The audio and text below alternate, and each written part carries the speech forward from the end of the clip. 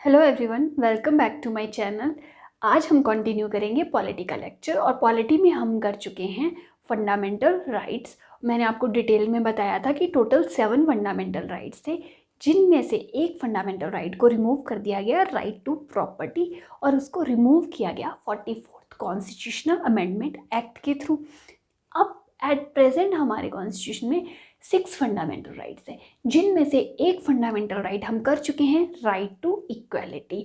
अब right to equality के under 14 to 18 article हम कर चुके हैं। 18 के बाद आज हम करने वाले हैं सेकंड हमारा fundamental right, right to freedom, और जिसमें आर्टिकल आते हैं 19 to 22।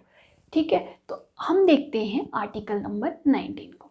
तो आर्टिकल नंबर 19 जो है वो बेसिकली बहुत ज़्यादा इम्पॉर्टेंट है और इससे बहुत क्वेश्चन पूछे जाते हैं एग्जाम्स में। और आर्टिकल 19 को बैकबोन कहा जाता है। ठीक है, backbone of the Indian constitution. और इस आर्टिकल का होना हमारी इंडिया के लिए बहुत ज़्यादा इम्पॉर्टेंट है, यानी कि इंडिया की डेमोक्रेसी के लिए एक इम्पॉर्टेंट आर्टिकल है आर्टिकल नंबर 19। अभी आर्टिकल 19 गारंटी करता है ऑल सिटीजन्स को क्या, 6 राइट्स दिए गए हैं सभी सिटीजन्स को जो इंडिया के सिटीजन्स हैं।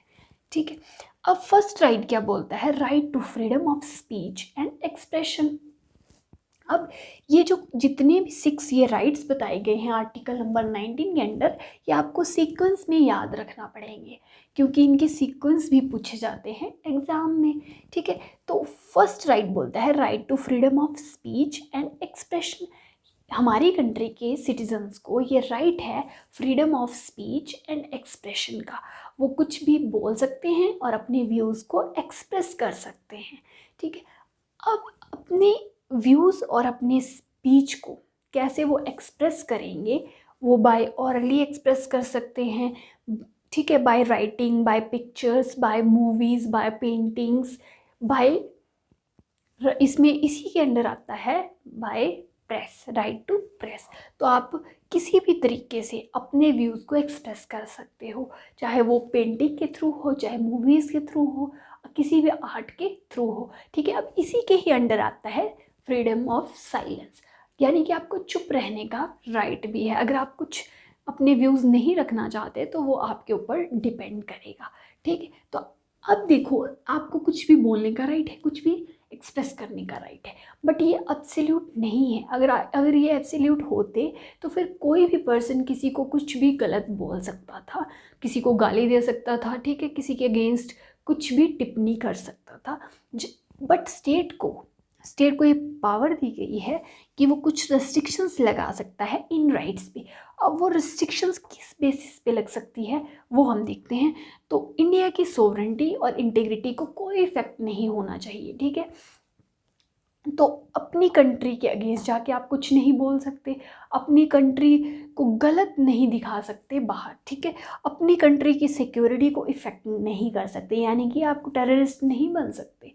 अपनी ही कंट्री के अगेंस्ट जाके आप कुछ नहीं कर सकते। आप कोर्ट की अवहेलना नहीं कर सकते। कॉन्टेम्प्ट ऑफ कोर्ट में भी आप पे इस राइट को छीन लिया जाएगा। ठीक है, आप पब्लिक को इफेक्ट नहीं कर सकते। ठीक है, आपको एक डिसिप्लिन में रहना पड़ेगा इस राइट के अंदर। ठीक है, आपको कुछ भी बात बोलनी है, एक्सप्रेस करनी है, तो उसमें एक डिसिप्लिन होना चाहिए। ये नहीं कि आप कुछ भी बोलो। ठीक है, और आप किसी भी, यानी कि रिलेशन फॉरेन कंट्री के साथ ख़राब नहीं कर सकते। यानी कि कोई फॉरेन कंट्री से कोई पॉलिटिशियन, कोई बड़ा पॉलिटिशियन इंडिया आता है और आप उसके अगेंस्ट बहुत गलत टिप्पणियाँ देते हो। ठीक है, जिससे हमारी कंट्री का रिलेशन उस कंट्री के साथ जो है वो इफ़ेक्ट हो जाए, तो उस केस में भी स्टेट आप पे रेस्ट्रिक्शंस लगा सकती है। आप अपनी कंट्री का रिलेशन दूसरी कंट्री के साथ ख़राब नहीं कर सकते। अब सेकंड पॉइंट बोलता है राइट टू असेंबल पीसफुली, यानी कि पीसफुली विदाउट आर्म्स। आप अपनी ही कंट्री में जो है वो असेंबल हो सकते हो पीसफुली विदाउट आर्म्स, लेकिन आपके पास कोई हथियार नहीं होने चाहिए। अब आप अपनी कंट्री में देखो असेंबल हो जाओगे पीसफुली, तो अब ये जो राइट है असेंबल होने का, ठीक है। इसमें आप ये नहीं बोल सकते कि हम किसी भी पर्सन के घर में या उसके पार्क में असेंबल हो जाते हैं पीसफुली, नहीं। आप किसी प्राइवेट प्रॉपर्टी पे असेंबल नहीं हो सकते, आप पब्लिक प्लेसेस पे असेंबल हो सकते हो पीसफुली विदाउट आर्म्स, ठीक है। तो पब्लिक प्लेसेस में भी अब देखो कुछ रेस्ट्रिक्शंस हैं। अब आप बोलो कि मैं रोड पे जाके बैठ जाऊंगा और रोड को ब्लॉक कर दूंगा और वहाँ पे ट्रैफिक लग जाएगी बहुत ज़्यादा, ठीक है, जिससे लोगों को इफ़ेक्ट होगा, ठीक है। तो आप पीसफुली ही हर एक चीज़ कर सकते हो। ऐसा नहीं है कि आप रोड पे बैठ जाओ और बोलो कि ये तो पब्लिक प्लेस है, नहीं, ऐसा नहीं हो सकता। आपको एक लिमिट में ही रह के सब कुछ करना पड़ेगा। अब देखो ये जो राइट दिया गया था फ्रीडम ऑफ स्पीच एक्सप्रेशन, ये इम्पॉर्टेंट है इंडिया की डेमोक्रेसी के लिए, ठीक है। अगर आप मान लो कुछ एक्सप्रेस करोगे, अपने व्यूज़ रखोगे, तभी तो स्टेट को भी, मान लो अब कोई पर्सन है जो कोई पुराने ट्रेडिशंस को फॉलो किया जा रहा है, शायद वो ट्रेडिशन इतने ज़्यादा इम्पॉर्टेंट नहीं भी थे, ठीक है, लेकिन आप अपने व्यूज़ एक्सप्रेस करोगे, कुछ बोलोगे उससे रिलेटेड, ठीक है, तो हो सकता है कि सामने वाले का व्यू भी आपके बोलने से चेंज हो जाए। यानी कि इससे काफ़ी डिसीजंस, यानी कि ये एक टाइप से लोगों की थिंकिंग को ब्रॉड करता है, ठीक है। तो ये राइट होना बहुत ज़्यादा इम्पॉर्टेंट है, right to freedom of speech and expression. अब राइट टू असेंबल आप हो सकते हो, लेकिन इसमें भी मैंने आपको बता दिया कि असेंबल पब्लिक प्लेसेस पे हो सकते हैं जहाँ पे आप किसी भी पब्लिक को कोई इफ़ेक्ट ना करो, ठीक है, पीसफुली आपको असेंबल होना पड़ेगा। अब थर्ड पॉइंट बोलता है राइट टू फॉर्म एसोसिएशंस और यूनियंस और कोऑपरेटिव सोसाइटीज़। अब इसमें आपको एक राइट दिया गया कि आप कोई भी एसोसिएशन, कोई भी यूनियन बना सकते हो। अब चाहे इसमें कोई पॉलिटिकल पार्टी हो, कोई एनजीओ हो, कोई ग्रुप हो, ठीक है, तो उसकी आप फॉर्मेशन कर सकते हो अपनी मर्ज़ी से। आप कोई भी अपनी पॉलिटिकल पार्टी की फॉर्मेशन कर सकते हो, बट इसमें रेस्ट्रिक्शंस ये है कि आप कोई ऐसा टेररिस्ट ग्रुप नहीं बना सकते जो आपकी खुद की ही कंट्री को इफ़ेक्ट करे। कोई ऐसा मिलिटेंट ऑर्गेनाइजेशन नहीं बना सकते, ठीक है, जो आपकी स्टेट की सिक्योरिटी को इफ़ेक्ट करे, आपके रिलेशन ख़राब करे फॉरेन कंट्री के साथ, या आपके कोर्ट, मतलब आप कुछ ऐसी चीज़ नहीं बना सकते जो आपकी कंट्री को इफ़ेक्ट करे या ह्यूमन लाइफ को डेंजर में डाल दे, ठीक है। अब बात करते हैं फोर्थ पॉइंट बोलता है right to move freely throughout the territory of India. आप अपनी ही कंट्री में कहीं भी मूव कर सकते हो फ्रीली, कहीं भी जा सकते हो। आप यहाँ से दिल्ली जा सकते हो, चंडीगढ़ जा सकते हो, बॉम्बे जा सकते हो, कहीं भी जा सकते हो फ्रीली। अब इस केस में इंडिया स्टेट जो है वो आप पे रेस्ट्रिक्शंस लगा सकती है। अब रेस्ट्रिक्शन देखो किस बेसिस पे लग सकती है। आपको ट्राइबल एरिया में हो सकता है ना जाने दिया जाए, उस केस पे रेस्ट्रिक्शन लग सकती है, क्योंकि देखो कुछ ट्राइबल एरियाज ऐसे होते हैं जहाँ के कस्टम ट्रेडिशंस डिफरेंट होते हैं, तो उनके कस्टम ट्रेडिशंस को मेंटेन करने के लिए आप पे रेस्ट्रिक्शंस लगाई जा सकती हैं। अब देखो आज के टाइम पे सबसे बड़ा एग्जाम्पल है आज के टाइम पे कोरोना। जैसे अब कोरोना फैला हुआ है पूरे इंडिया में।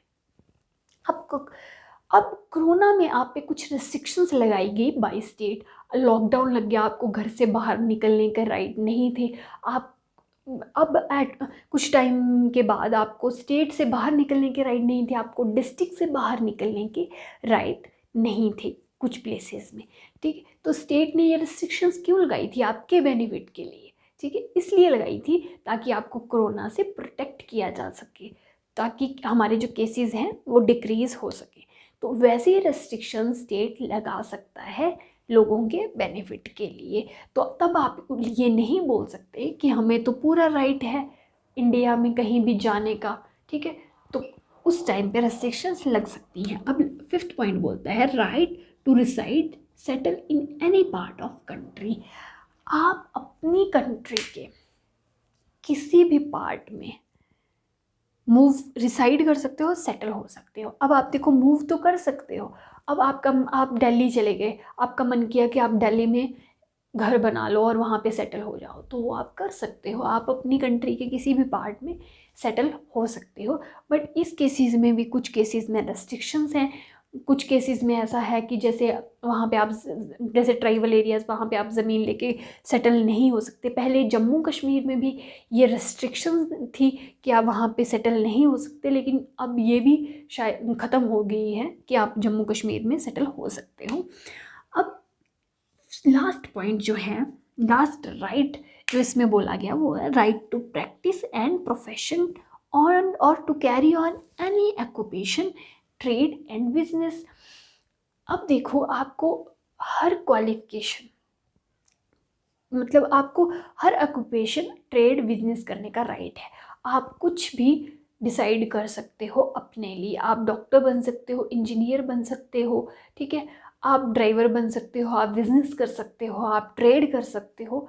इसमें आप पे कोई रेस्ट्रिक्शंस नहीं लगाई जाएगी। बस स्टेट आपको प्रिस्क्राइब कर सकती है आपकी क्वालिफिकेशन, यानी कि अब आपको डॉक्टर बनना है, आपको सर्जरी करनी है, तो स्टेट आपसे आपको प्रिस्क्राइब कर सकती है कि आपको सर्जरी, आपको एमबीबीएस होना चाहिए, आपको एमडी होना चाहिए, ठीक है। आपको आपको टीचिंग में जाना है तो आपको ये क्वालिफिकेशन बता सकती है कि आपको इस चीज़ में मास्टर्स होनी चाहिए, आपको बीएड होनी चाहिए, ठीक है। तो आपको क्वालिफिकेशन प्रिस्क्राइब कर सकती है स्टेट। और आप ट्रेड कर सकते हो। अब देखो, ट्रेड में क्या है कि आप ट्रेड तो किसी भी टाइप का कर सकते हो, लेकिन आप ट्रैफिकिंग नहीं कर सकते वुमेन्स एंड चिल्ड्रन की, ठीक है। तो ट्रैफिकिंग को जो है वो अगेंस्ट माना गया है लॉ के। तो स्टेट इस चीज़ पे, स्टेट ने रेस्ट्रिक्शंस लगा रखी हैं कि आप ट्रैफिकिंग नहीं कर सकते। अब आप बिजनेस भी कर सकते हो, चाहे वो किसी भी टाइप का बिजनेस है, लेकिन आप ड्रग्स का बिजनेस कर सकते हो? नहीं कर सकते। तो इसमें भी कुछ रेस्ट्रिक्शंस हैं कि आप कौन सा बिजनेस कर सकते हो और कौन सा नहीं। राइट टू इक्वालिटी के आर्टिकल्स को लर्न करने का मैंने आपको एक ट्रिक बताया था, और वो ट्रिक था डाउट, जिससे आप राइट टू इक्वालिटी के आर्टिकल लर्न कर सकते हो। अब राइट टू फ्रीडम के आर्टिकल का ट्रिक भी मैं आपको बताऊंगी जब ये आर्टिकल पूरे कंप्लीट हो जाएंगे। अभी आर्टिकल 19 के 6 जो राइट हैं इसके अंडर, उनको लर्न करने का एक ट्रिक है। अब देखो, आप अपनी तरीके से कोई भी ट्रिक बना सकते हो। अब मैंने इसको लर्न किया है जिस तरीके से, वो मैं आपको बताती हूँ। अब ये 6 राइट्स हैं और आपको ये वर्ड याद रखना है, सॉमरो, SAUMRO, ठीक है। इस वर्ड को याद रखना है और आप सीक्वेंस में इसको याद कर पाएंगे। ऐसे आप शायद लर्न भी कर लें इसको, लेकिन आप इसको सीक्वेंस में याद कर नहीं पाएंगे। तो आप ये वर्ड याद रखिए, सॉमरो, SAUMRO। अब एस से आप याद रखेंगे right to freedom of speech and expression.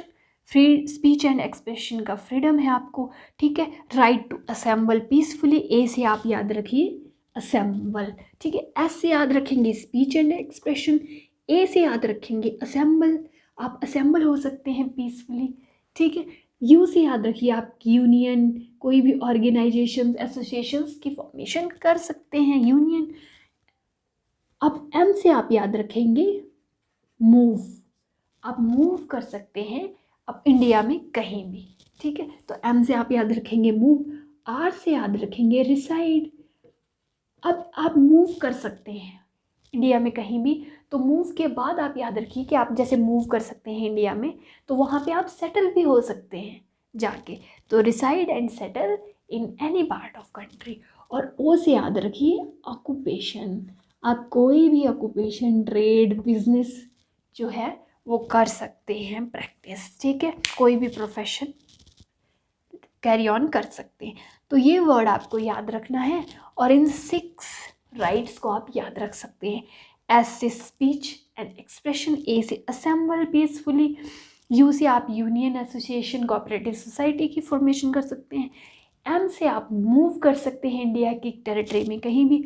Are से आप रिसाइड कर सकते हैं, सेटल हो सकते हैं अपनी कंट्री में कहीं भी। और ओ से ऑक्यूपेशन, ट्रेड एंड बिजनेस, कोई भी ऑक्यूपेशन कैरी ऑन कर सकते हैं। तो राइट टू फ्रीडम में, जो कि सेकंड फंडामेंटल राइट है, जिसमें हमने आर्टिकल 19 कर लिया है कंप्लीट।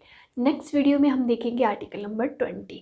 तो आई होप कि आपको आज का मेरा वीडियो अच्छा लगे। मेरा वीडियो आपको अच्छा लगे तो मेरी वीडियो को लाइक शेयर ज़रूर करिए एंड मेरे चैनल को सब्सक्राइब करिए। तो मिलते हैं जल्द ही न्यू वीडियो के साथ। Till then, bye bye.